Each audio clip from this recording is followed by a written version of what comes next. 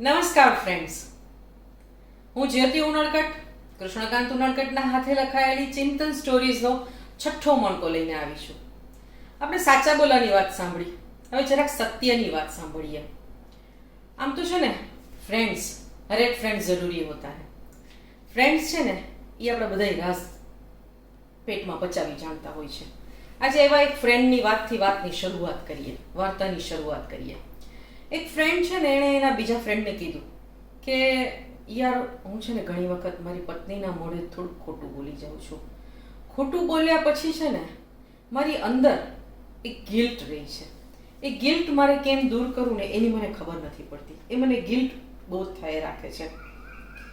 એણે એક દિવસ એની પત્નીને વાત કરી કે તું શું ઈચ્છે છે? હું ખોટું બોલીને મારે જે કરવું હોય એ કરું, કે પછી સાચું બોલીને તારી સાથે વાત કરીને જે કરવું હોય એ કરું? Choice is yours.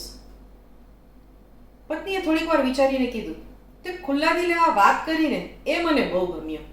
તારે જે કરવું હોય એ કરજે, મને સાચી વાત કરજે બસ.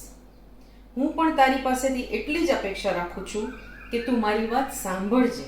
તારા નિર્ણયમાં હું તને સાથ આપીશ. જોકે દરેક કિસ્સામાં આવું થતું નથી. વાતમાં ઝઘડો શરૂ થાય છે અને પછી જૂઠ બોલવાનો સિલસિલો ચાલુ થાય છે. જ્યાં સચ ના ચલે વહાં જૂઠ સહી, એવું બોલીને આપણે કેટલું બધું ચલાવી લેતા હોઈએ છીએ. એની તકલીફ તો ત્યારે થાય છે જ્યારે માણસને ખોટું બોલવાની આદત પડી જાય છે.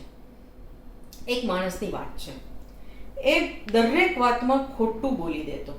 એક વખતે સાચું બોલતો હતો ને તો પણ કોઈ માનવા તૈયાર નહોતું. એ બધાને કહેતો હતો કે મારો ભરોસો કરો, હું સાચું બોલું છું. સત્ય જ્યારે અસરકારક ન રહે ને ત્યારે સમજવું કે આપણને જૂઠની આદત પડી ગઈ છે. જૂઠે તમારા ઉપર કબજો લઈ લીધો છે. સમ ખાવાથી અસત્ય સત્ય નથી થઈ જતું.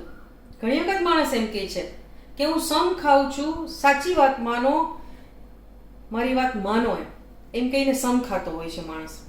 સાચો માણસ હોય ને એને સમ ખાવા પડતા નથી. જરાક વિચાર કરજો, તમે સાચા બોલો છો, સત્યની પડખે છો કે કેવો છો? Thank you.